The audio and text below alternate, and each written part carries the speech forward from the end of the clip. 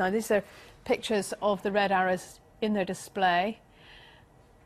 And there you can see them coming through. Now you can see two of the planes veering off there. One seems at a higher level than the one on the left, which has gone down under the horizon there.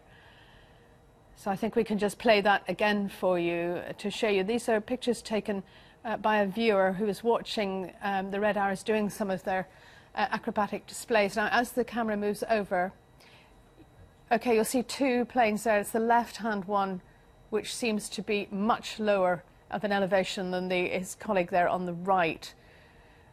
Okay, so what we know from the Ministry of Defence is that a plane has crashed and they are on the scene investigating. We do know there is a big, obviously, security services presence at the site of this. And the police are saying no comment at the moment. I saw a red arrow coming in extremely low under the trees across the ground, shooting across the ground. I shouted at my family, it's coming down.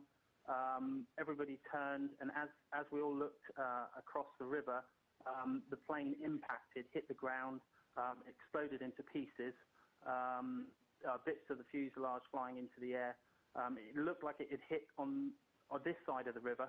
I didn't see any flames, just a lot of debris flying up into the air, at which point I looked in the sky to see if I could see an ejector seat or some sort of parachute, and there was nothing. So, well, we all sort of ran in that direction to see if we could see if there's anything that we could do. And at the time you saw the plane, you said there it seemed to be extremely low, so it was obviously in difficulty by the time you saw it. Definitely, there's no way. They'd flown over earlier on, quite low, and we thought, wow, you know, that was low. It's probably the closest we've been. We carried on, you know, on our walk through the mill and through the footpath. And then as we were turning back, we were at the footbridge to Throop Mill, heading back to Bournemouth, and that's when I saw it. And it, yes, absolutely, it was definitely in difficulty. There's no way that plane would be just a few feet above the floor. What sort of area is this where the plane has come down? Is it populated or is it fields? Hmm? It's farmland, but there's a footpath, like a nature walk that you can walk along by the side of the river, which is what we sometimes take. You can walk the dog there, and there's ponds and there's some houses in the area as well, some cottages at the edge of Throop, and it wasn't far from them at all. It was probably about 100 metres. But it actually came down about 100 metres from us, and we ran to it. We were there shortly, and most of the plane was on the other side of the riverbank.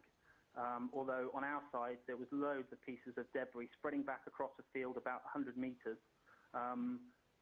Two guys jumped into the water in front of us to try and look for the pilot, whilst we ran into the field, following the debris path to the point of impact. But there were several places where bits of the plane had come down. There was a piece of the tail of the plane about 100 metres from the impact site, and a huge, looked like fuel had caught fire above the ground. So the huge black mark, and a horrendous smell of aviation fuel spreading out towards the crash site.